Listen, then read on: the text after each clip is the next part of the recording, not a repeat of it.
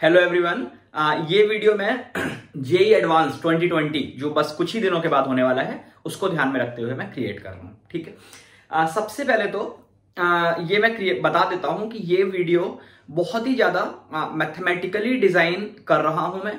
मतलब कहने का कई बार ऐसा होता है कि कुछ दिन बचे होते हैं तो अपन प्रिपरेशन कर रहे होते हैं तेजी के साथ और फिर लास्ट में जाकर के अपन स्टक हो जाते हैं, है ना, कि भाई अब बचा ज्यादा सिलेबस है और दिन कम बचे हैं, अब कैसे करें।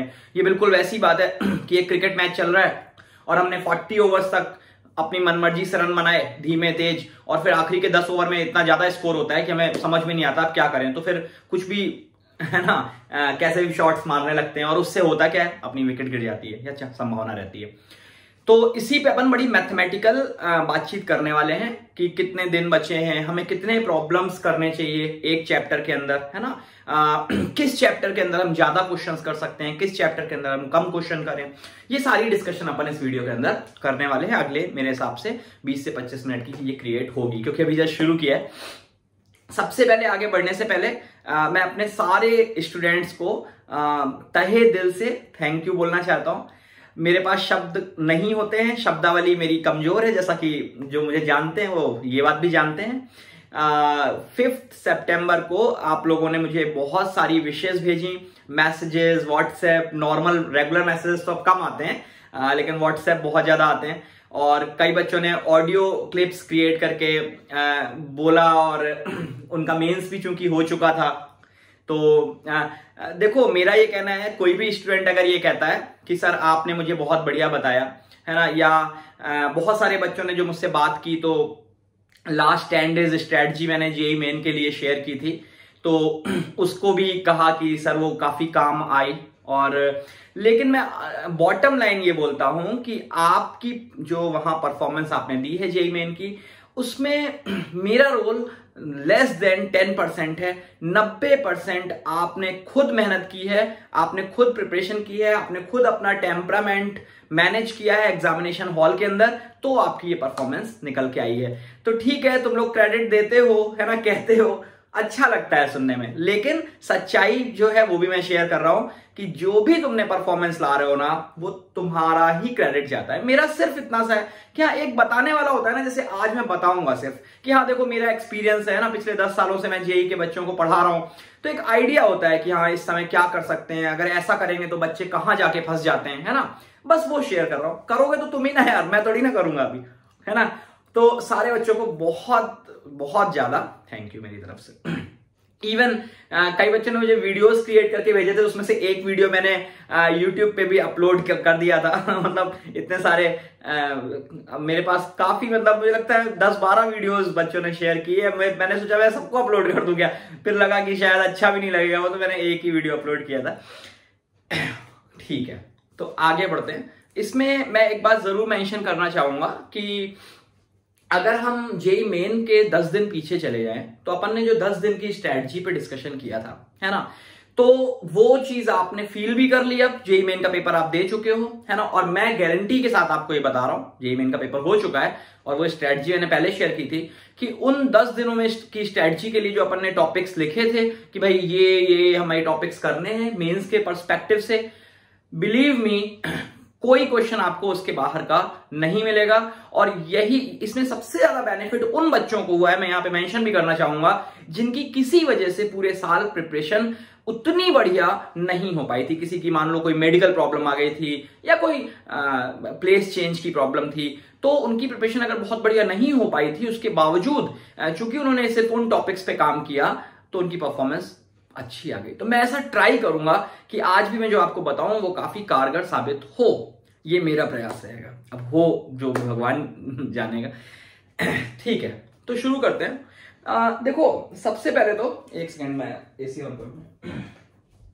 सबसे पहले तो मैं ये कहूंगा कि अभी 6 सितंबर निकल गई है ना, इनफैक्ट अभी 3 बज रहा है मतलब 6 सितंबर निकल चुकी है, 7 सितंबर आ गई।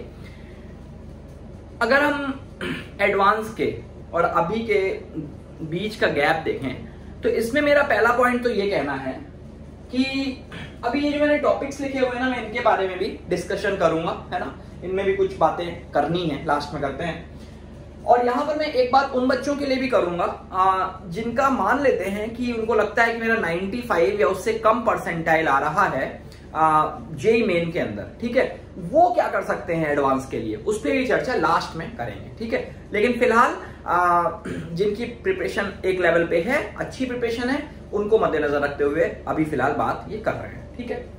तो सबसे पहला पॉइंट तो ये है कि मेरा कहना है 26 को आप कोई भी काम ना करें, ना कोई पढ़ाई, है ना, जैसे अपन ने जेई मेन के लिए बात कुछ इसी तरीके से की थी। इसके पीछे आते हैं तो 25th, 24th और 23rd, है ना, ये 3 दिन, इन 3 दिनों में अपन क्या करेंगे, इसमें 2017, है ना, 2017 का एडवांस का पेपर, 2018 का एडवांस का पेपर और 2019 के एडवांस के पेपर, ठीक है, ये सॉल्व करने हैं आखिरी के 3 दिन।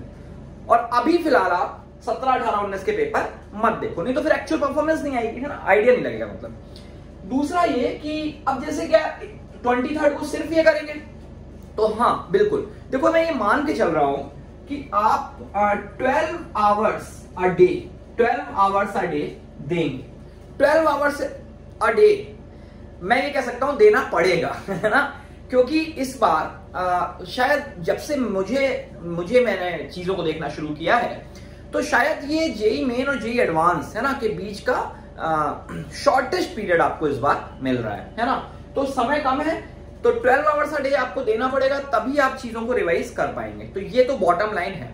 अच्छा, मैं एक बात और बोल देता हूं कि अपन बोलते ही हैं कि इससे फर्क नहीं पड़ता हम कितने घंटे पढ़ाई करते हैं, है ना, तो मैं यहां पे एक प्रेफिक्स लगा देता हूं कि 12 hours a day and at this concentrated, है ना। कॉन्सेंट्रेटेड का मतलब ये है कि आपके हाथ में मोबाइल ना हो, है ना, घर परिवार में आप अलग एक रूम में आप क्वारंटाइन हो जाएं, कुछ इस टाइप से समझ लो, ठीक है, और किसी प्रकार का कोई डिस्टरबेंस ना हो और हम बिल्कुल एकाग्र चित्त होकर के 12 घंटे निकालें, तब उन्हें 12 घंटे माने जाएंगे, नहीं तो उसका कोई फायदा नहीं होगा, ठीक है। तो मैं ये जो आखिरी के 3 दिन की मैंने बात बताई, या 4th डे तो मैंने गैप रखा है, तो 23, 24, 25 की जो बात बताई, तो इसमें होगा क्या कि जैसे मान लो 23rd को अपन ने पेपर दिया, तो 6 घंटे तो हमारे पेपर में ही निकल जाएंगे, है ना, पेपर देते समय निकल जाएंगे, और क्योंकि 2 पेपर होंगे ना 3-3 घंटे के, फिर उसके बाद अगले 6 घंटे में हमें क्या करना है, उसी पेपर को एनालाइज करना है। एनालाइज करना है मतलब जो क्वेश्चन सही हुए, ठीक है, बहुत बढ़िया बात है, जो क्वेश्चन गलत हुए उनमें क्या कंसेप्ट लग रहा था जो हमारा मिसिंग था, है ना। इसके लिए अपन क्या कर सकते हैं, अपन प्रीवियस ईयर जो क्वेश्चन पेपर होंगे उनके सॉल्यूशंस आपको बहुत जगह अवेलेबल होंगे, है ना, तो वो सॉल्यूशंस अपन सिंपल एक सिंगल क्लिक में आप डाउनलोड कर सकते हो, ठीक है। लेकिन मैं फिर बोलूंगा कि मोबाइल का यूज अगर आप करते हैं तो वो कंस्ट्रक्टिव वर्क के लिए होना चाहिए, ये नहीं कि हमने डाउनलोड करने के लिए मोबाइल उठाया और हमने, है ना, कहीं इधर उधर पहुंचे। तो मेरा कहने का मतलब ये है कि 12 आवर्स डे कॉन्सेंट्रेटेड, तो आपका 23rd पूरी 2017 के पेपर की एनालिसिस, उसको समझने में, अब जो क्वेश्चन आपसे नहीं बने, है ना, उन्हें अच्छे समझ लो भाई, उनके सॉल्यूशन समझ लो। क्यों? क्योंकि देखो अपन 23rd के पहले सारी प्रिपरेशन अपनी कर चुके हैं, तब ऐसा कुछ भी नहीं है कि जो हमने ना पढ़ा हो, या नहीं पढ़ा है तो फिर वो एडवांस देते समय भी वो पढ़ नहीं लेंगे 3 दिन में, है ना। तो जो क्वेश्चन आपको लगते हैं कि यार इसको मैं समझ सकता हूं, वो सॉल्यूशन से समझ लो, ठीक है। कई बार ऐसा हुआ है ना, पास्ट में, कि 2 साल पहले का एक क्वेश्चन, लगभग सिमिलर क्वेश्चन आपसे दोबारा पूछ लिया गया, या 3 साल पहले का क्वेश्चन, होते हैं ऐसे, है ना, हमेशा होता है। यही काम यहां करेंगे 24th को, और यही काम अपन 25th को करेंगे। तो ये आखिरी के 4 दिन का शेड्यूल तो आपके सामने है।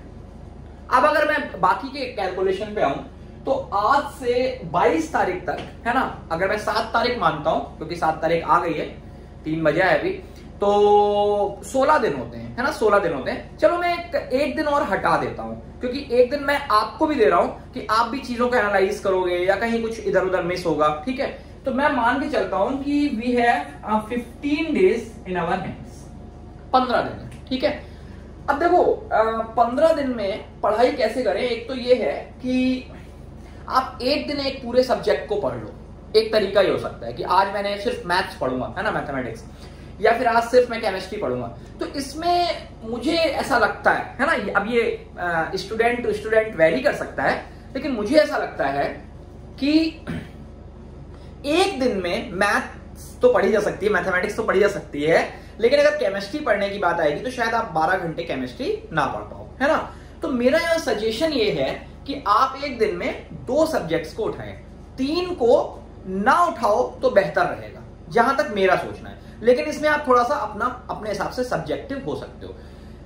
ठीक है, तो अपन ने क्या किया, 2 सब्जेक्ट सपोज उठा लेते किस इस तरीके से।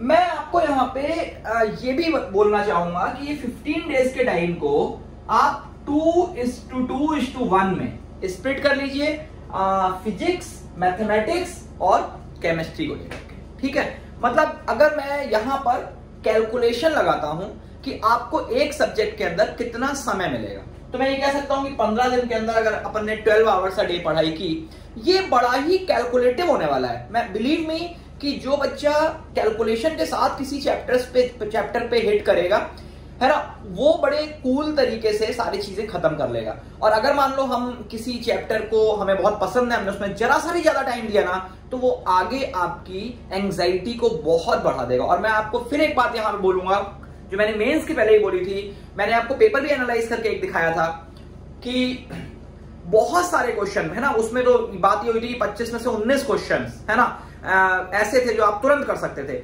यहां पर भी मैं आपको बिल्कुल स्पष्ट कर देता हूं, अभी बता देता हूं कि एडवांस के पेपर के अंदर आपको 50 से 60% क्वेश्चंस ऐसे मिलने वाले हैं जो इजी और मॉडरेट लेवल के होंगे। भाई ये एडवांस है, वो मेंस था, है ना। तो मेंस तो अपन कहते हैं ना कि भाई चलते फिरते बच्चा निकाल सकता है, थोड़ा थोड़ा पढ़ ले, बट एडवांस में ये कंडीशन तो नहीं है। हाँ, लेकिन मैं ये जरूर कह रहा हूं, एक एडवांस का फोबिया होता है ना, अरे यार ताबड़तोड़ क्वेश्चन आएंगे इसमें, तो जाने क्या क्या कुछ भी घुमा के पूछ देते हैं, वो मैं फोबिया हटाने के लिए आपसे बोल रहा हूं कि 50 से 60% क्वेश्चन ऐसे आते हैं जिस बच्चे ने अगर तरीके से मेहनत की है, 1 साल रिपीटर में या फिर 2 साल 11th-12th के अंदर, वो आराम से 50 से 60% क्वेश्चन उसकी पहुंच में होते हैं, इजिली होते हैं, ये मैं बता रहा हूं, अगर अच्छे से पढ़ाई की है ना।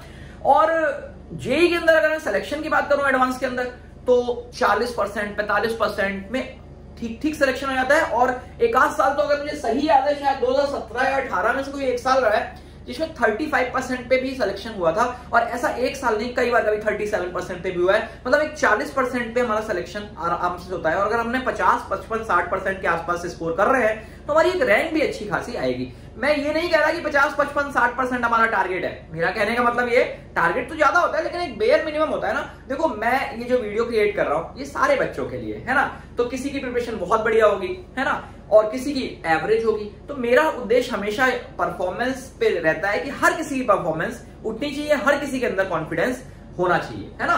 यही काम होता है हमारा यहाँ सबसे बड़ा। ठीक है, तो यहां मैंने 2:2:1 में स्प्लिटिंग की है समय की।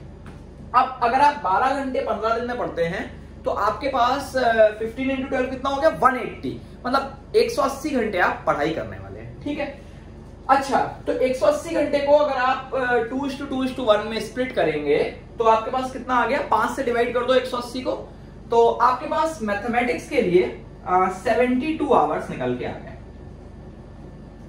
72 आवर्स फिजिक्स के लिए और बाकी 36 आवर्स केमिस्ट्री के लिए। ठीक है, तो ऑब्वियसली 72 आवर्स लगातार के 72 आवर्स नहीं है। अब जैसे एक दिन में हमने मैथमेटिक्स और केमिस्ट्री दोनों पढ़ी, तो आप एक काम कर सकते हो, मैथ केमिस्ट्री का कॉम्बो बना लो और फिजिक्स केमिस्ट्री का कॉम्बो बना लो। अब आपने जैसे 12 घंटे पढ़ाई की तो आप 8 घंटे फिजिक्स पढ़ लो और 4 घंटे क्या केमिस्ट्री पढ़ लो। तो देखो 2:1 का रेशियो भी आ गया जो अपन चाह रहे हैं। फिर अगले दिन आपने 8 घंटे मैथमेटिक्स कर ली और 4 घंटे फिर केमिस्ट्री कर ली। तो डेली आपकी रूटीन भी बना रहेगा। केमिस्ट्री में क्या है ना, रेगुलरिटी भी आ जाएगी, क्योंकि केमिस्ट्री में थोड़ा चीजें रटने की होती हैं। तो मैथ्स में आप गैप कर दोगे तो कोई दिक्कत नहीं है कि आज मैथ्स पढ़ी फिर कल नहीं पढ़ी, कल फिजिक्स पढ़ी और फिर परसों मैथ्स पढ़ी, और यही चीज आपकी फिजिक्स के साथ होगी। लेकिन केमिस्ट्री में थोड़ा रेगुलरिटी की भी रिक्वायरमेंट होती है, तो आप 12 घंटों को 8:4 में स्प्लिटिंग भी कर सकते हो। ठीक है, आपके ऊपर है।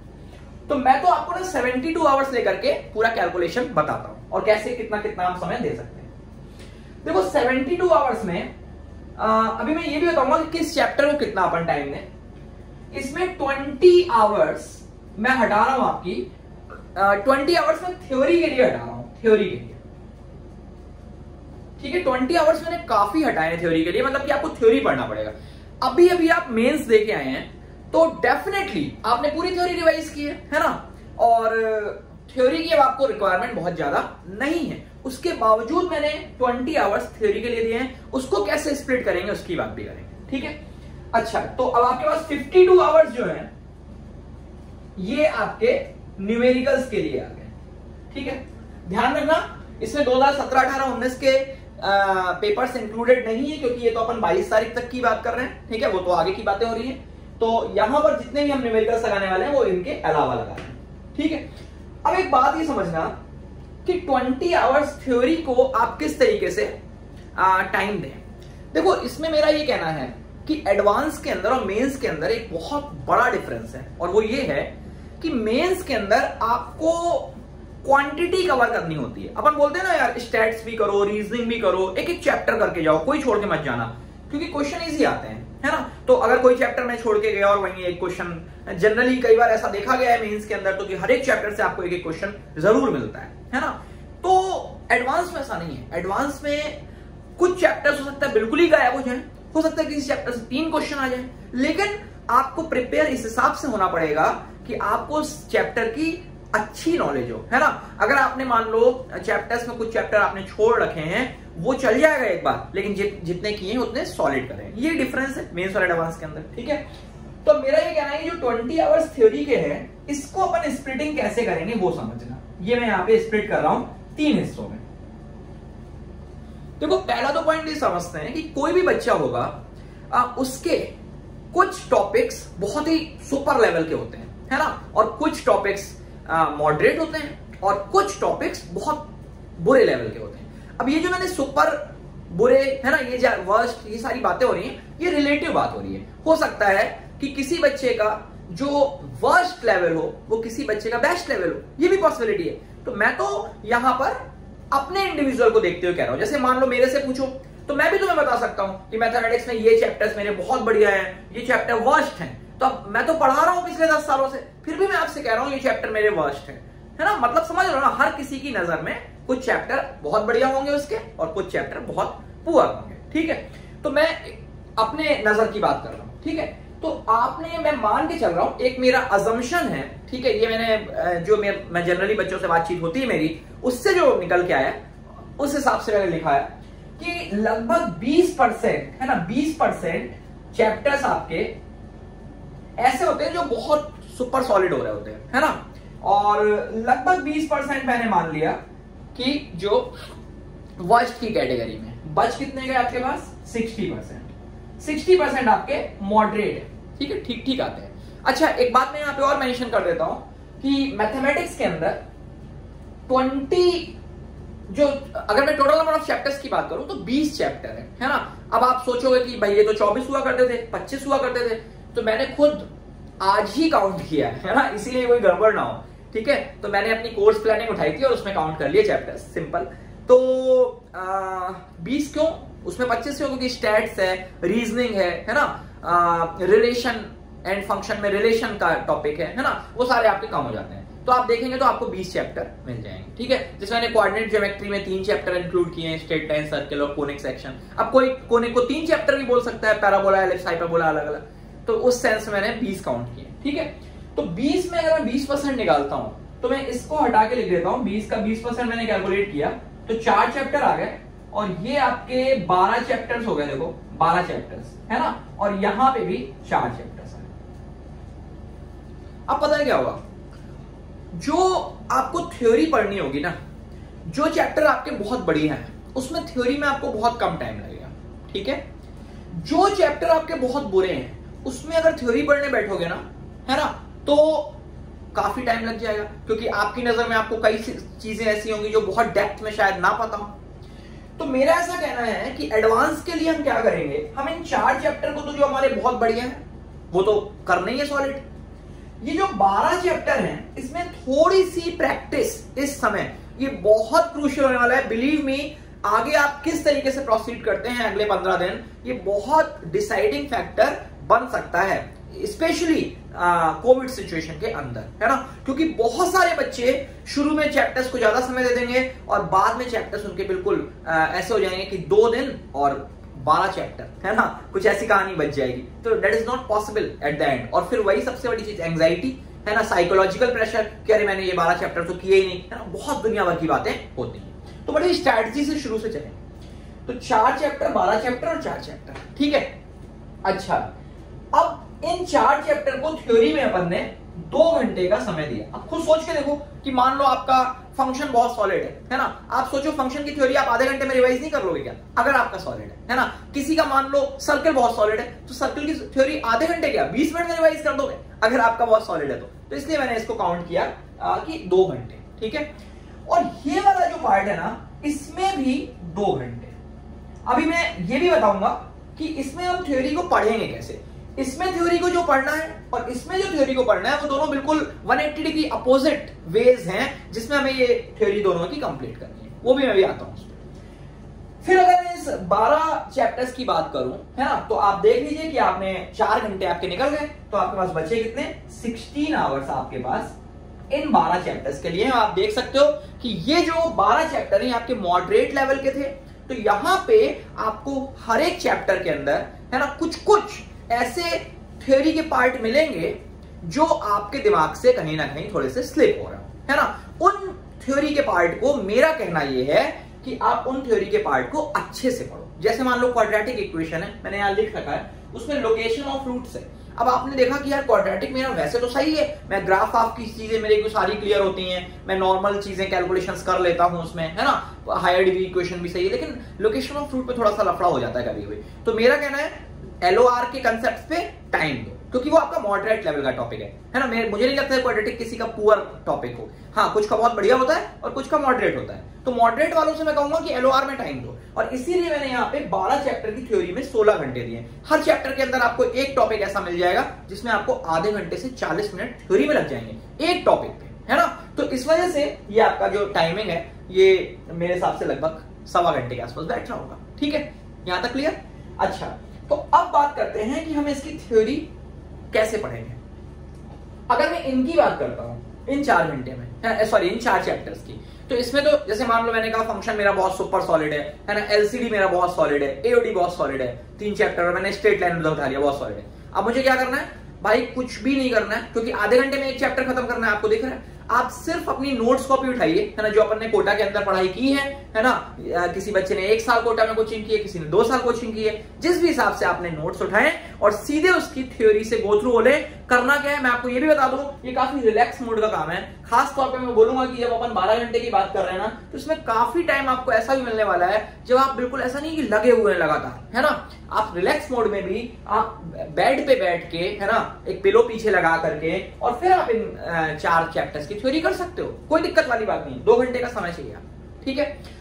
अब कैसे करोगे, आपने कॉपी उठाई, नोट्स कॉपी उठाई, है ना, और उसमें सीधे क्या किया, थ्योरी को देखा। सिंपल, क्या करो, थ्योरी की हेडिंग देखो, हेडिंग देखो, और ये नहीं कि उसको पढ़ के नीचे, सिर्फ हेडिंग देखो और उसको अपने दिमाग में एक बार घुमा लो। जैसे मान लो आपने देखा कि यार मैपिंग आ गया, है ना, 1 1 1 2 मैनी 1 into, ये हेडिंग पड़ी हुई है, तो आप खुद से सोच लो कि यार मैपिंग 1 1 क्या फंक्शन होते थे, 1 2 क्या होते थे, दिमाग में, है ना। देखना नहीं है उस पर, एकदम नहीं ध्यान आया एकदम से तो फिर देख लो, ठीक है। और जल्दी अपने सारी थ्योरी एक बार में सिंगल गो में, मैं तो कहूंगा 2 घंटे बैठो और खत्म कर लो 4 चैप्टर, ठीक है।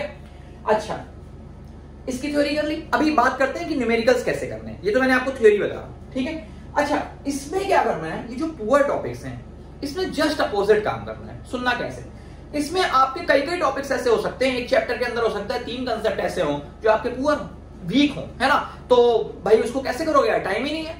अपन क्या करेंगे, इसमें बड़ा सेलेक्टेड काम करेंगे इन 4 चैप्टर्स के अंदर। आप सिंपली अगर आप शीट लगाते हो अपनी, ठीक है, या आप शीट नहीं लगाते हो, आप से मैं बोलूंगा प्रीवियस ईयर, है ना, मतलब एक्सरसाइज 3 देख लो शीट की, या फिर आप प्रीवियस ईयर पेपर देख लो। तो प्रीवियस ईयर पेपर में 17 तक के नहीं, 17 के पीछे के देख लो। मैं तो कहूंगा आप 10 से 16 के देख लो। 10 से 16 बहुत ज्यादा है, अगर आपको लगता है वो भी ज्यादा हो रहे हैं, आप 12 से 16 देख लो, है ना। क्या करें, प्रीवियस ईयर पेपर्स को देखें। अब करना क्या है, देख के क्या करेंगे, अभी बात तो अपन थ्योरी की कर रहे हैं, अपन ने प्रीवियस ईयर पेपर देखे और उसमें जैसे मान लो किसी बच्चे का बाइनोमियल थ्योरम है जो वीक जोन में आता है, ठीक है, वो ये देख ले कि यार बाइनोमियल में किस टाइप के क्वेश्चन आ रहे हैं, है ना, एक तेजी के साथ सिर्फ बाइनोमियल की वो देख रहा है वो, है ना। और वो थ्योरी, है ना, जिससे कनेक्टेड वो प्रॉब्लम्स आ रहे हैं, वो थ्योरी सोच लो आती है कि नहीं आती। अगर आती है तो उसको रिवाइज कर लो सिर्फ नॉर्मल वे में, ठीक है। और अगर नहीं आती है तो मेरा कहना है कि उस थ्योरी पे आप यहाँ टाइम इन्वेस्ट कर दीजिए थोड़ा सा, है ना, थोड़ी 2 घंटे देने। मतलब अपन एक काम करें कि वो जो 4 चैप्टर है ना, उसमें मान लो मैंने बाइनोमियल थ्योरम उठाई, अब मैंने देखा यार सीरीज के क्वेश्चन आते हैं, तो ये सोचा चलो यार सीरीज कर लेते हैं, इसकी सीरीज का समझ लेते हैं पार्ट, और सीरीज का पार्ट हमने नोट्स उठाए और उससे टाइम इन्वेस्ट किया। ये मत सोचो कि मुझे पूरी बाइनोमियल में महारत हासिल करना है, क्योंकि जो हमने इतना समय निकल गया है, अगर हमारी उसमें अभी महारत हासिल नहीं है तो अब अगले 5 दिन में, 10 दिन में, या मैं कहूंगा कि 1 घंटे 2 घंटे में कैसे हो जाएगी।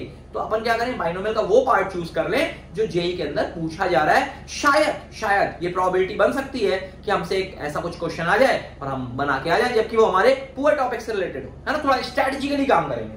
तो यहाँ पे एक चैप्टर में अपन ने प्रीवियस ईयर क्वेश्चंस देखे, उनका ट्रेंड देखा, किससे रिलेटेड आ रहा है क्वेश्चन, है ना, मतलब किस टॉपिक से, मतलब चैप्टर के अंदर सब टॉपिक, और वो टॉपिक हमने थ्योरी से पढ़ लिया। अब यहां पर मैं आपको बता देता हूं कि आपको न्यूमेरिकल्स कौन से लगाने हैं, वो भी सुन लो। तो अपन ने क्या किया, पहले तो पुराने आईआईटी के पेपर उठाए और देखा कि किस किस टॉपिक के क्वेश्चंस आ रहे हैं, वो टॉपिक की थ्योरी पढ़ी और फिर उन्हीं क्वेश्चंस को लगा लो जो प्रीवियस ईयर आईआईटी में आए हुए हैं। अगर आपसे बन गए थ्योरी पढ़ने के बाद तब तो बहुत बढ़िया, खुश हो जाओ, मजा आ गई बिल्कुल। और अगर नहीं बने तो भी डिमोटिवेट नहीं होना है, सिंपली क्या करना है, थ्योरी हमने पढ़ ली है ना, आसान क्वेश्चन आएगा तो फोड़ देंगे, ठीक है। अब क्या करेंगे, उन्हीं क्वेश्चंस का जो आ चुके हैं उनके सॉल्यूशन ठीक तरीके से समझने का प्रयास करो, ठीक है। मतलब इन 4 चैप्टर के ना मैंने आपको थ्योरी का पार्ट भी बता दिया और न्यूमेरिकल्स कौन से करने हैं वो भी बता दिया। न्यूमेरिकल्स के लिए आपको अलग से टाइम लगेगा, ये 2 घंटे सिर्फ काहे के लिए, थ्योरी के लिए। न्यूमेरिकल्स के लिए मैं आपको बता रहा हूं कितने प्रॉब्लम्स करने हैं, कितनी देर में कर लोगे वो भी बताता हूं, ठीक है। और यहां पे क्या करना है, यहां तो 2 घंटे में हमने थ्योरी खत्म कर दी, अभी न्यूमेरिकल्स पे आ रहा हूं। यहां पर अपन ने 16 आवर्स में हम पूरी थ्योरी। अब इसमें तो मेरा ये कहना है कि हर चैप्टर के अंदर आपका एक टॉपिक थोड़ा सा वीक हो रहा है, उस पर थोड़ा काम करो, मेहनत करो, है ना। आपके पास समय है, 1.25 घंटे का समय है एक चैप्टर के लिए, 1.25 घंटे थ्योरी के लिए बहुत होते हैं, है ना। आपका अगर 2 टॉपिक भी कुछ हल्के फुल्के हो रहे हैं ना, ऑब्वियसली ये मॉडरेट टॉपिक है आपके, तो या तो एक टॉपिक आपका ज्यादा वीक होगा या 2 टॉपिक ऐसे हो सकते हैं जो थोड़े थोड़े वीक हो, है ना, तो आप उनको आराम से इसमें कर सकते हो, ठीक है। ये तो थ्योरी का पार्ट हो गया। अब बात करते हैं न्यूमेरिकल्स की। तो मेरा ये कहना है कि 20 आवर्स तो आपके निकल गए, ठीक है। ऑब्वियसली एक दिन में नहीं निकल रहे हैं, पार्ट्स में निकल रहे हैं। अब आइए न्यूमेरिकल्स पे। न्यूमेरिकल आपको 52 आवर्स मिल रहे हैं। देखो जेई के अंदर 18 क्वेश्चन के आसपास आते हैं, है ना, मैथमेटिक्स के, पेपर 1 में और पेपर 2 में भी। और आपके पास समय कितना होता है, लगभग 1 घंटे का, 1 घंटे का ही होता है ना, एक सब्जेक्ट के लिए। तो मेरा ऐसा कहना है कि लगभग आपको 3 मिनट एक क्वेश्चन के लिए समय मिल रहा है। मैं मान लेता हूं कि आप 1 घंटे में 15 क्वेश्चन की स्पीड से काम करेंगे, ठीक है भाई। अब अपन फिनिशिंग टच दे रहे हैं, है ना, इसको समझना। अगर कोई बच्चे के दिमाग में इस समय आता है कि सर मेरे तो 15 क्वेश्चन नहीं हो पाएंगे, तो भाई उस हिसाब से अपने कम कर लेना नंबर ऑफ क्वेश्चन। लेकिन ये एक आइडियल सिचुएशन होनी चाहिए, हम 15 क्वेश्चन नहीं तो 12 क्वेश्चन तो कम से कम कर ही पा रहे हैं, ठीक है। और अगर हमारी प्रिपरेशन सही चल रही है तो हम 15 कर सकते हैं। फिर मैं बोलूंगा कि हमें कोई बहुत ताबड़तोड़ क्वेश्चन हम नहीं करने वाले हैं, हम कोई नए क्वेश्चन नहीं करने वाले हैं, हम लगभग वही क्वेश्चन करने वाले हैं जो हम पहले कर चुके हैं, तो वो तो 15 पक्का कर लोगे, ठीक है। तो अगर आप 15 क्वेश्चन करते हो तो आपके पास कितने क्वेश्चन हो गए, 52 आवर्स में आप लगभग 800 के आसपास क्वेश्चन पहुंच गए, ठीक है। अभी जो 800 क्वेश्चन हुए ना, 800 क्वेश्चन के आसपास पहुंचे, 800 कोई बच्चा 900 लगा लेगा, है ना, कोई 1000 भी पहुंच सकता है, ठीक है। डिपेंड करेगा 15 से आप कितने ज्यादा करते हो, ठीक है। मतलब आप मोटा मोटा दिमाग में बना लो कि मैथमेटिक्स के मेरे को 800 क्वेश्चन तो तोड़ने हैं अभी जो आने वाला समय है, और उसके अलावा ये वाले क्वेश्चन अलग है ना। तो मान लो दिमाग में कि 1000 क्वेश्चन मैथमेटिक्स के मुझे लगाने हैं, फिजिक्स के भी 1000 ही लगाने होंगे आपको, है ना। अब क्या करें, आपके 800 क्वेश्चन हो गए, किस चैप्टर में कितने क्वेश्चन लगाए वो सुनना। तो ये आपका रेशियो कितना था, अगर आप ध्यान से देखें तो ये 2 आवर्स, 16 आवर्स और 2 आवर्स, तो 1:8:1 का रेशियो है, 1:8:1 का। तो मैं मान लेता हूं कि उसी हिसाब से आप न्यूमेरिकल्स भी लगाएगा, ठीक है, उसी हिसाब से उसी रेशियो में लगाओ। क्यों, अब समझना, जो टॉपिक आपका बड़ा ही तगड़ा है उसमें भी आपको कम न्यूमेरिकल लगाने पड़ेंगे। क्यों, क्योंकि आम न्यूमेरिकल्स आपको लगाने की जरूरत नहीं है, आपको सिर्फ अच्छे न्यूमेरिकल्स लगाने की जरूरत है। जो टॉपिक आपका पुअर है उसमें सिर्फ ऑर्डिनरी न्यूमेरिकल लगाने की जरूरत है। ज्यादा हाईफाई लगाओगे it will be a waste of time at this moment, है ना। और ये जो मॉडरेट टॉपिक्स हैं इनमें आपको उन टॉपिक्स के ज्यादा न्यूमेरिकल्स लगाने पड़ेंगे जिन पे आप वर्क करेंगे, है ना। ये 16 घंटों में जिन टॉपिक पे आप काम करेंगे उनके न्यूमेरिकल्स आपको थोड़ा ज्यादा लगाने पड़ेंगे, है ना। तो मैं यहां पर ये मान के चल रहा हूं कि हम इसी रेशियो में इसको डिवाइड कर लेते हैं, ठीक है। तो 1:8:8, तो मेरे हिसाब से कितना हो जाएगा, लगभग आप यहां पे 80 क्वेश्चंस लगा पाएंगे, 80 प्रॉब्लम्स, है ना। एक राउंड फिगर में बात कर रहे हैं, 80 क्वेश्चंस आप इन 4 चैप्टर के लगा पाएंगे, इन 4 चैप्टर के भी 80 क्वेश्चंस, ठीक है। और यहां पर आपके पास लगभग 600 क्वेश्चन से ज्यादा रहेंगे, 600, 700, 650 क्वेश्चन के आसपास रहेंगे इन 12 चैप्टर्स के। आप कैलकुलेट करके देख सकते हो, मैंने जो किया हो सकता है थोड़ा बहुत मैंने एरर किया हो, लेकिन देखो हो तो वही रहा है ना, 800 क्वेश्चन के आसपास बन रहा है, ठीक है। अब यहां से आपको बड़ा ही क्लियर पिक्चर आपके सामने है, और यही आपको आखिरी समय में स्टक होने से बचाएगी, है ना। मतलब वही होता है ना कि लास्ट में कम ओवर्स ज्यादा रन्स, है ना, तो फिर होता नहीं है। तो यहां पर आपको ये बात समझ में आ गई, 4 चैप्टर 80 प्रॉब्लम, मतलब ये नियम हो गया आपके लिए आज से ही कि भाई एक चैप्टर में 20 क्वेश्चन से ज्यादा आप नहीं लगा सकते। अब अगला पॉइंट ये आता है कि वो 20 क्वेश्चन कौन से, ठीक है, तो उसकी भी चर्चा करते हैं। फिलहाल तो ये 20 क्वेश्चन, यहां भी एक चैप्टर के अंदर 20 क्वेश्चन, और यहां पर आपके पास लगभग 50 से 60 क्वेश्चन का स्कोप पड़ता है। 50, 55, 60 क्वेश्चन आप एक चैप्टर में लगा सकते हैं। अब लगाए कौन से वो समझना। ये जो 4 चैप्टर आपके दिख रहे हैं जो आपके सॉलिड है, ठीक है, इसमें क्या करो, आपको 20 क्वेश्चन लगाने हैं, सिर्फ 20 क्वेश्चन लगाने हैं, ठीक है। इसमें अब अलग अलग बच्चे अलग अलग स्ट्रैटेजी फॉलो कर सकते हैं। वो 20 क्वेश्चन आपके जेई के आए हुए पुराने क्वेश्चंस भी हो सकते हैं, मतलब उनमें 20 में से कुछ 10, या आप एक काम कर सकते हो कि जेई के आए हुए पुराने क्वेश्चंस हैं उनको आप सरसरी नजर से देख जाओ, आप अटेम्प्ट मत करो सारे, आप सिर्फ वो क्वेश्चन अटेम्प्ट करो जहां लगता है यार मैं अटक सकता हूं, जेई के प्रीवियस ईयर प्रॉब्लम, ठीक है। अब आप देखेंगे कि भाई अगर आप एक्सरसाइज 3 उठाएंगे तो जेई के प्रीवियस ईयर प्रॉब्लम्स में अगर आपको रुकना पड़ेगा कहीं पे आके कि यार इसको ट्राई कर लेता हूं, तो ऐसे 8-10 क्वेश्चन आपको मिलेंगे एक्सरसाइज 3 के अंदर मैक्सिमम। ये भी मैंने बहुत ज्यादा बोला है ना, नहीं तो हो सकता अगर मैं फिर वही बात है, कंडीशन लगी हुई है कि ये 4 चैप्टर कौन से जो आपके पर्सनल फेवरेट है, पर्सनल बेस्ट चैप्टर्स हैं, तो यहां पे आप अगर आप पूरी एक्सरसाइज 3 देखेंगे तो आपको 3 क्वेश्चन हो सकता है दिखाई दे, इनको लगा लेता हूं, ठीक है। तो मेरा कहना यह है कि आपने कुछ पुराने जेई के पेपर बस ऐसे ही देख डाले, ठीक है, जहां आपको लगता है वो लगा लिए, नहीं तो छोड़ दो। और कोई भी जेई का पेपर मैं आपको यहां बोल देता हूं कि 2010 के पीछे जाने की कोई जरूरत नहीं है। आप 2010 या उसके आगे, बल्कि आप तो ऐसे बना लो कि 2011 के पीछे जाना नहीं है, 2011 से ही लगाना है बस, जो भी देखना है, या देखना भी है 2011, है ना। अब क्या है ना, आपके पास लगभग 20 क्वेश्चन है। इसके लिए आप क्या करें, आप अपनी अगर शीट को फॉलो करना चाहो तो आप एक्सरसाइज 2, है ना, सिर्फ एक्सरसाइज 2 उठाओ। कंडीशन में फिर बोल रहा हूं ये आपके फेवरेट टॉपिक्स हैं, तो एक्सरसाइज 2 उठाइए, और उसके अंदर आपके कुछ स्टार मार्क क्वेश्चंस होंगे, टिक मार्क क्वेश्चन होंगे, ठीक है। कौन स्टार मार्क और टिक मार्क का मेरा मतलब जो है, जो आपके पर्सनल स्टार मार्क है, जो आपने किए थे, आपको नहीं बने थे, आपके टिक मार्क क्वेश्चन है, ठीक है, आप उनको कर सकते हो, ठीक है, वो आप इस समय कर सकते हैं। और दूसरा मैंने जेई के पेपर बता दिया। एक बात मैं यहां बहुत क्लियर कर देना चाहता हूं कि भाई इस चक्कर में मत फंसना, ये मेरा पर्सनल सजेशन है कि हम टेस्ट पेपर बहुत ज्यादा देने लगे। भाई एक बात समझो यार, टेस्ट पेपर देने से कोई बहुत ज्यादा आप कोई चीज सीख जाते हो क्या, कोई नई चीज सीख जाओगे क्या टेस्ट पेपर देके? बिल्कुल नहीं, आप तो वही पुरानी चीजों को अटेम्प्ट कर रहे होगे। मैं आपको बता देता हूं कि आप टाइम से ज्यादा टेंशन इस बात की करें, है ना, कि हम इन 15 दिनों में सारे कंसेप्ट्स को कैसे रिवाइज कर लें, वो बहुत मैटर करने वाला है। बिलीव मी, इस साल तो कम से कम ये रैंक में बड़ा ही फर्क लाने वाला टॉपिक बन सकता है ना, कि किसी बच्चे के पूरे कंसेप्ट रिवाइज होंगे और किसी के नहीं होंगे, है ना, और वही कि अपना ये वाला टाइम मैनेज नहीं हुआ। अच्छा, तो फिर 20 क्वेश्चन की इसकी बात हो गई, ठीक है। अब किसी कोई कहता है कि सर मैं कोई बुक लगा लूं क्या? भाई मैं फिर बोलूंगा, कोई भी नया सोर्स यूज मत करना। अगर आपने कोई बुक पहले लगाई है, ठीक है, मान लो किसी ने अरिहंत प्रकाशन की किताब लगाई हुई थी, है ना, या किसी ने टीएमएच लगाई हुई थी, तो भाई फिर मैं बोलूंगा जो आपको उसमें टिक मार्क क्वेश्चन हो उन्हें देख जाओ, है ना, या आपको कोई भी आपने एक्सरसाइज 2 उठाई, उसके रैंडम क्वेश्चन आपने सेलेक्ट किए, एक बार में टिक कर लो 15 क्वेश्चन, 18 क्वेश्चन, 20 क्वेश्चन, जितने भी आपको लगाने हैं, है ना, और एक बार में टिक कर लो और उस रफ में लिख करके फिर सारे क्वेश्चन सॉल्व कर लो, रिवाइज हो जाएगा, बढ़िया से रिवाइज हो जाएगा, बिलीव मी। 4 टॉपिक खत्म।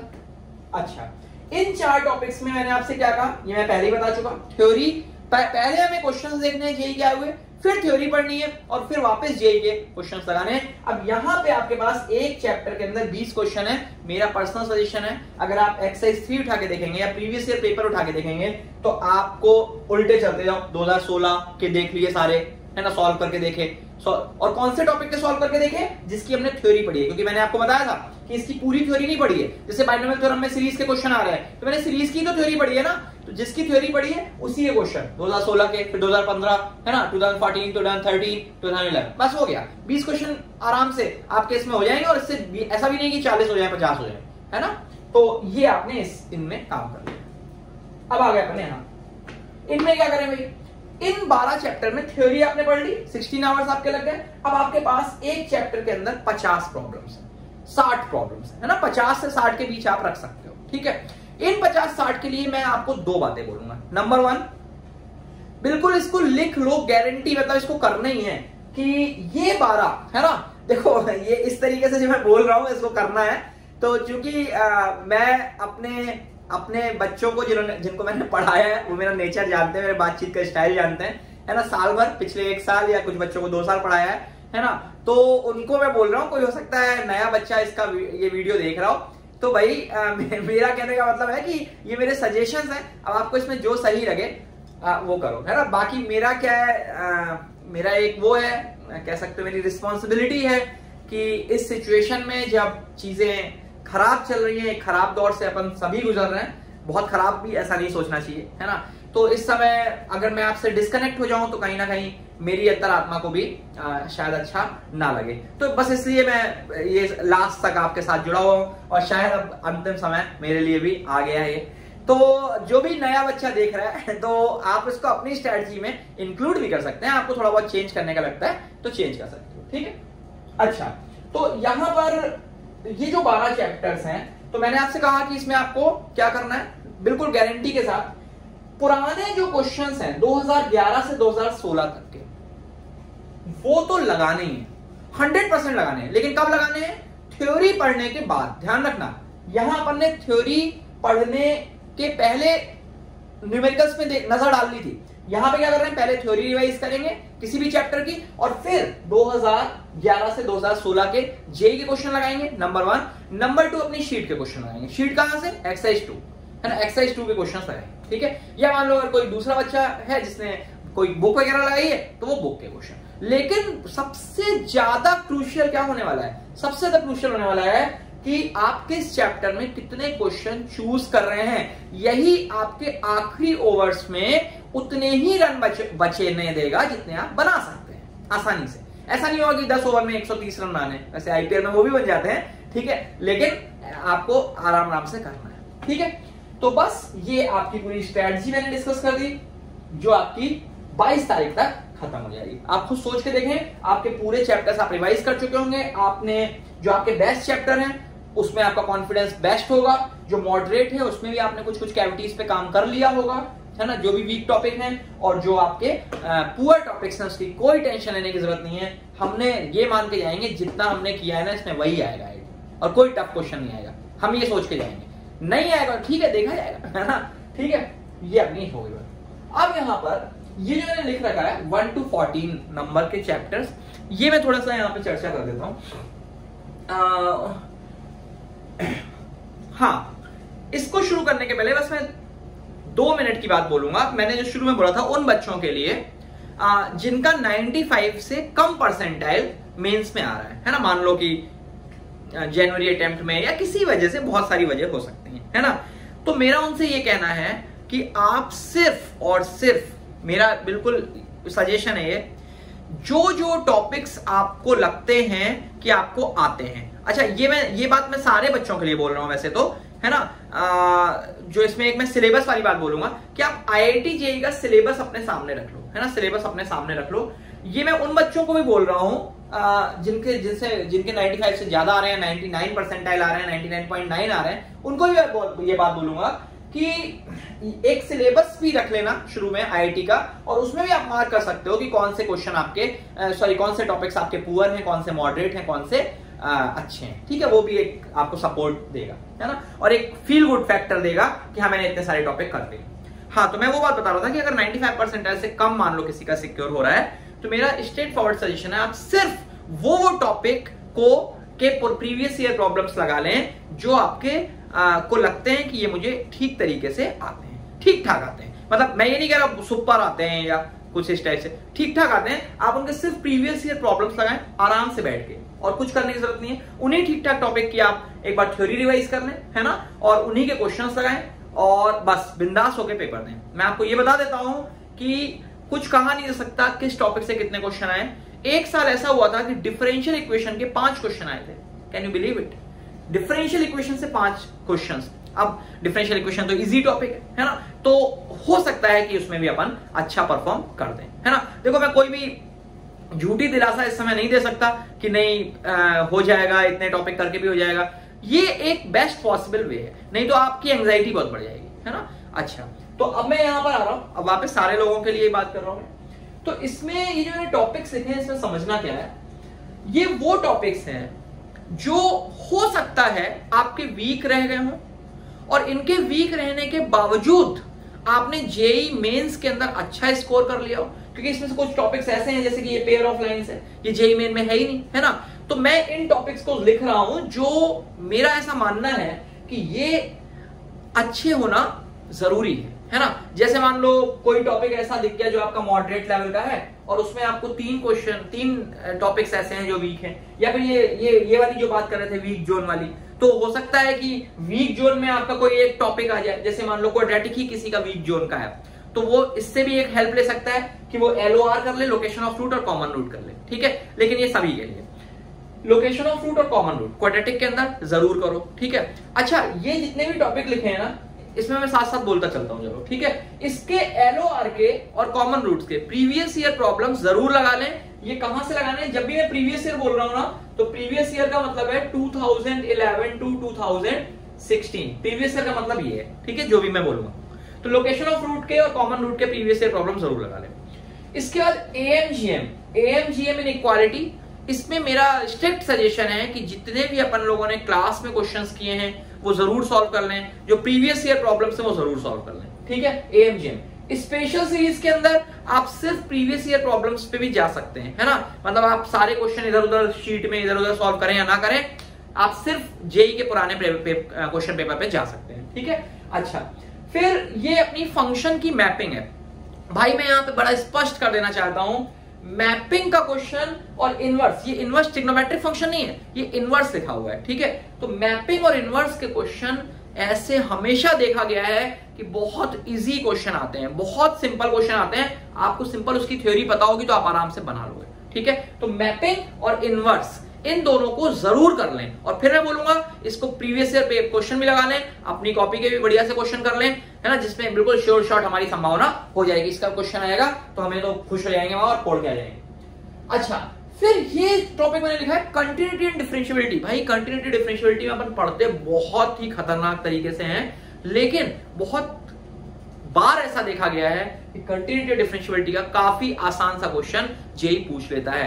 कई बार ऐसा देखा गया है, 4 ऑप्शन है, उसमें बोल दिया गया 0 पे कौन सा फंक्शन कंटीन्यूअस होगा, है ना, कौन सा फंक्शन डिफरेंशिएबल होगा, RHD LHD निकालो, आपका काम खत्म हो जाएगा, है ना। तो कंटिन्यूटी डिफरेंशिएबिलिटी को भी छोड़ के नहीं जाना है। और मैं इसमें कहूंगा कि इसमें आप प्रीवियस ईयर क्वेश्चन देख लो, है ना, और साथ में आप अपने नोट्स कर लो, ठीक है, इस टाइप से। अच्छा, फिर ये एओडी पे मैं बात कर रहा हूं। एओडी में देखो अब बहुत सारी चीजें आपने मेंस रिवीजन कर रखा है, टेंजेंट एंड नॉर्मल, है ना। मैं सिर्फ वो चीजें लिख रहा हूं जो मुझे ऐसा लगता है शायद आपकी मिस हो रही हो, लेकिन एडवांस के पॉइंट ऑफ व्यू से जरूरी है।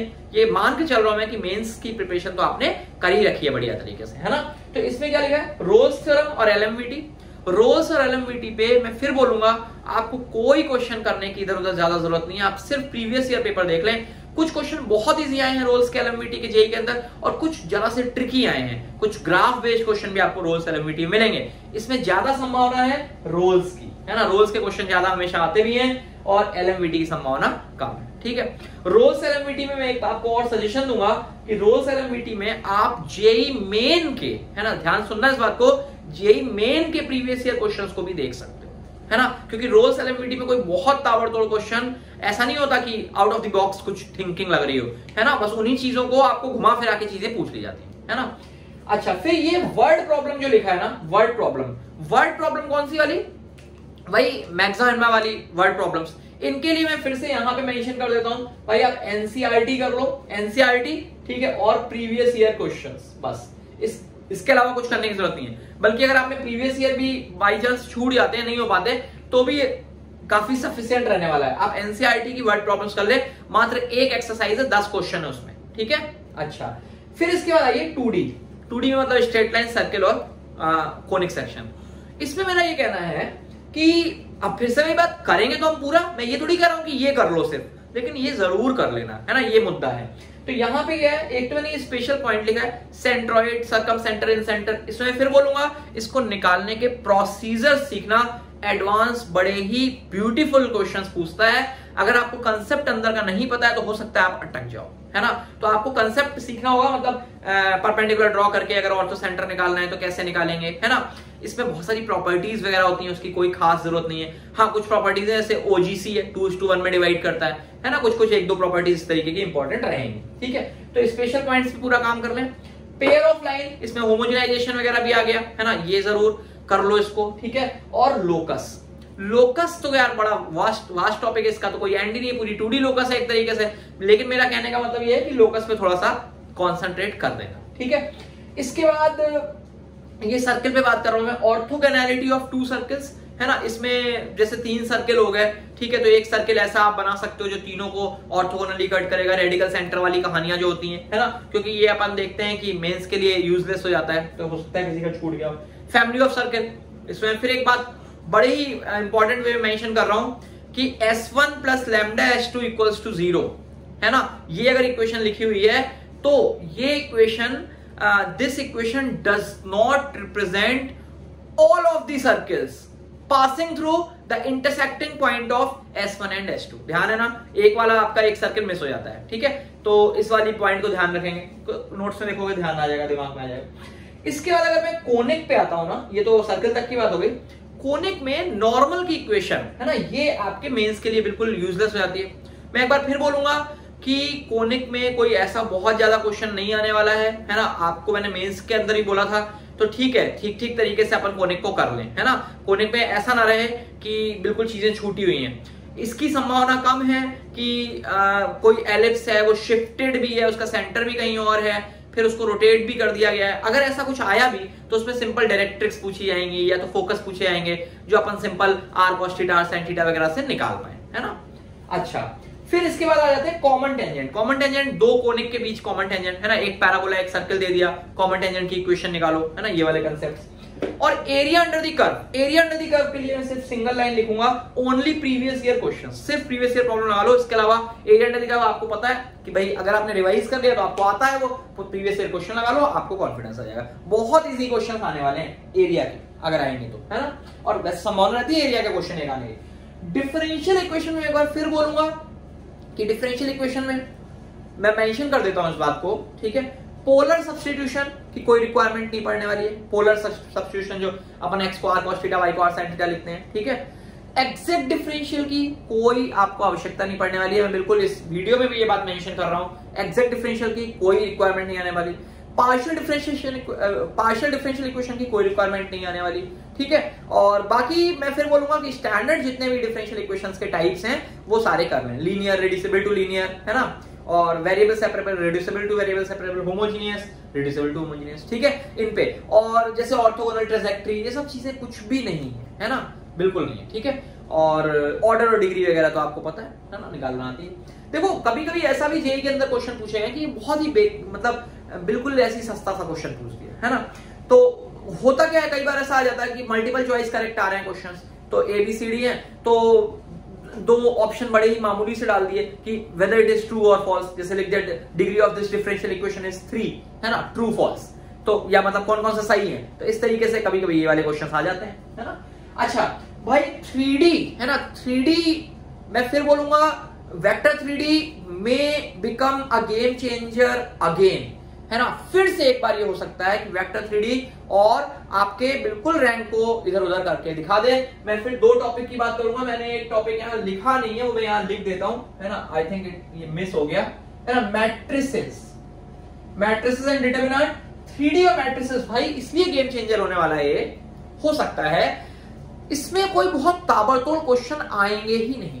मैट्रिक्स से क्वेश्चन आएगा, सीधा साधा आएगा, और अगर घुमाओ फिरा आएगा तो नंबर ऑफ सॉल्यूशन की जो अपन ने बात करते थे कि भाई इन्फिनिट सॉल्यूशन, नो सॉल्यूशन, उसमें कुछ स्पेशल केसेस अपन ने बात की थे पैरेलल प्लेन वगैरह के, है ना। तो मैट्रिसेस के अंदर सिर्फ वो चीज घुमाओ फिरा की आ सकती है, बाकी स्ट्रेट फॉरवर्ड क्वेश्चन आने वाले हैं, आप 100% बनाओगे। तो मैट्रिसेस और वेक्टर 3D में भी कुछ भी ऐसा नहीं आने वाला है जो आपको ऐसा क्वेश्चन मिल जाए कि यार ये तो कभी देखा ही नहीं, कभी सुना नहीं, ये क्या हो रहा है। आपको इन दोनों चैप्टर के अंदर सारे वही क्वेश्चंस मिलने वाले हैं जो आप पहले देख चुके हो, पहले सुन चुके हो, और इससे बड़ी आपके लिए कोई क्वेश्चन आसान नहीं हो सकता, क्योंकि एडवांस में आप, ये खास बात होती है एडवांस की कि आपको नए नए क्वेश्चंस एग्जामिनेशन हॉल में देखने को मिलते हैं। तो यहां पर जब 3D के अंदर और मैट्रिसेस के अंदर आपको कोई नया क्वेश्चन नहीं मिलेगा तो ये बहुत ज्यादा खुशी की बात है। और हो सकता है कि इन दोनों चैप्टर से मिला करके लगभग 5-7 क्वेश्चंस आ सकते हैं आउट ऑफ 36। सोच के देखो 36 में अगर 7 क्वेश्चन आ रहे हैं भाई 20% हो गया है ना। तो ये बहुत एक गेम चेंजर हो सकता है। मैं यहां पर बोलूंगा कि जिन बच्चों की 2D अच्छी है ना, वो 2D को पूरा करें, 3D को पूरा करें और मैट्रिसेस को पूरा करें। ये इनको पकड़ ले एकदम इसको कि अच्छे से करके जाना है ना।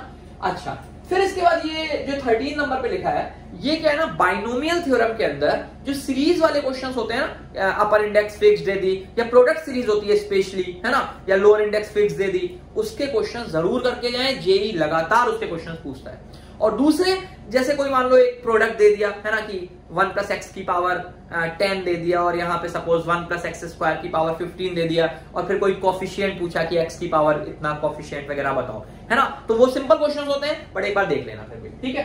तो ये कहानियां अपन बाइनोमियल में जरूर करें।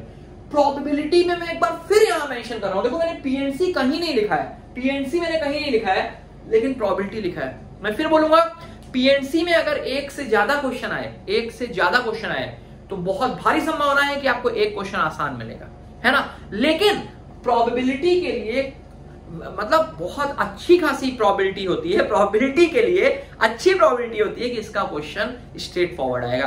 प्रोबेबिलिटी में कोई खास घुमाव फिराव नहीं कर पाएंगे, क्योंकि ज्योमेट्रिकल प्रोबेबिलिटी में अगर घुमाव फिराव करेंगे, या मतलब प्रोबेबिलिटी के अंदर घुमाव फिराव के ज्यादा स्कोप अपने लेवल पे होता नहीं है। तो प्रोबेबिलिटी में रिवर्स प्रोबेबिलिटी, है ना, बेस थ्योरम अच्छे से करके जाएं, है ना, बाइनोमियल प्रोबेबिलिटी वगैरह आपको आती है। पीएनसी के उसमें यूजेस हैं, वो आपको पता है।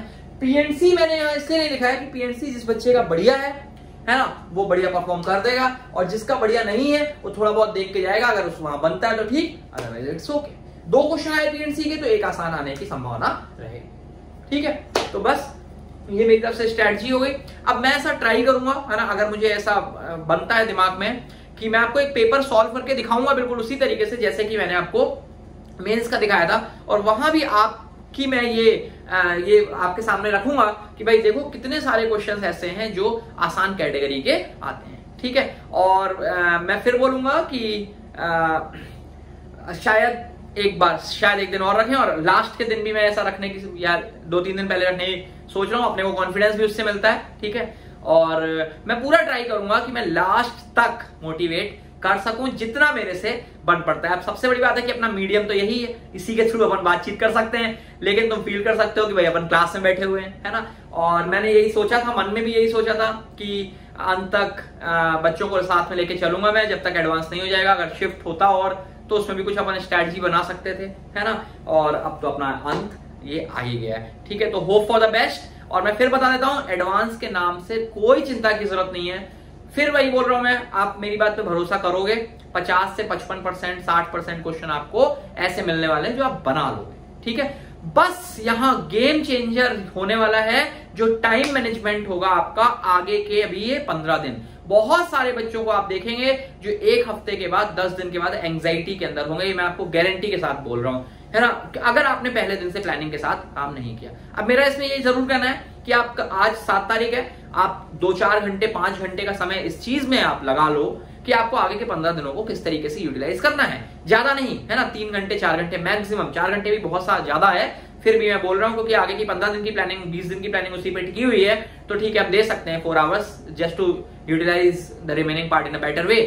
तो मेरा कहना है उसको बना लो और इन सारी चीजों को उसमें इनकॉर्पोरेट जैसे भी कर सकते हो कर लो।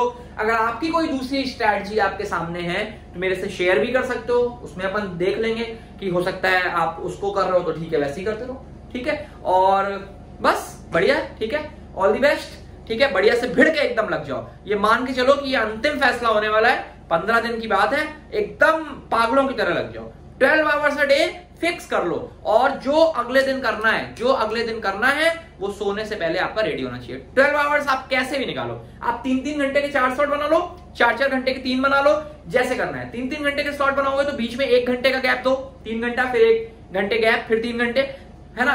और अगर आप 4 घंटे का स्लॉट बनाते हो तो आप 2 घंटे का गैप ले सकते हो। फॉर एग्जाम्पल आपने सवेरे 8 से 12 पढ़ लिया, 1 स्लॉट मार दिया, फिर 2 से 6 तक पढ़ लिया, ठीक है, दूसरा स्लॉट मार दिया, 12 से 2 गैप कर लिया, खाना वाना खाओ उसमें, फिर उसके बाद 6 से 8 गैप किया, 8 बजे के पहले खाना निपटा दो, कुछ दिन की बात है, फिर 8 से 12 आपने फिर स्लॉट मारा, 12 बजे बिल्कुल बिंदास सो। आखिरी बात मैं बोलूंगा जो बहुत इंपॉर्टेंट है कि नींद पूरी लेना। अगर आप 5 घंटे 4 घंटे सोओगे ना, कोई फायदा नहीं होगा, आपकी एफिशिएंसी घट जाएगी। जो काम आप 6 घंटे में 8 घंटे में कर सकते थे उसको करने में आपको 12 घंटे लग जाएंगे, तो कोई फायदा हुआ क्या? नहीं हुआ। मिनिमम 7 आवर्स नींद आपको लेनी है, 8 घंटे लो तो भी कोई बुराई नहीं है, बस 8 साढ़े 7 तक ले लो, है ना, लेकिन 7 आवर्स से कम। अगर कोई बच्चा होता है 6.5 घंटे अगर रेगुलर चल रहा है उसका, तो ठीक है, चलाते रहो, ठीक है, लेकिन इस समय आकर के टाइम को चेंज नहीं करना है। और लास्ट में ये भी बोलूंगा कि सोने का टाइम सिर्फ सिंगल स्लॉट में रखें, रात में सोएं, दिन में बिल्कुल ना सोएं। और खास तौर पे जो आपका सवेरे से शाम तक का स्लॉट है उसमें तो सोने में आपको दिक्कत भी आएगी, क्योंकि आप एग्जामिनेशन डेट के दिन भी आपको उस दिन फिर नींद आ रही होगी, ठीक है। तो अपने स्वास्थ्य का ख्याल रखें, है ना, कोविड से बचे रहें, और खाने पीने का ध्यान रखें जिससे आपका पेट वगैरह सब सही रहे, है ना। और मतलब बहुत ज्यादा भी मत खाओ, ठीक ठीक खाते रहो, है ना। कोई भी बाहर की चीजें, जैसे कभी कभी मैं बाहर देखता हूँ लोग गोलगप्पे खा रहे हैं, ये सब कुछ करने की जरूरत नहीं है भाई। अंदर पैक रहो और बढ़िया तरीके से घर का ही भोजन लो और शांति से मेहनत करो तगड़े से, है ना। आखिरी के 15 दिन अपने डिसाइडिंग होने वाले हैं, ये मान के चलो। इतने पूरे समय मेहनत किया यार, 1 साल मेहनत की है, कुछ बच्चों ने 2 साल मेहनत की है, आखिरी के 15 दिन मेहनत नहीं कर सकते, और हम नहीं करेगा तो कौन करेगा यार, अपन तो वैसी मेहनत के आती है ना। ठीक है, चलो ओके, गुड लक। मैं बस अपलोड करने वाला हूँ वीडियो, ठीक है, 3:30 हो रहा है, 3:45 हो रहा है। Okay, bye, all the best.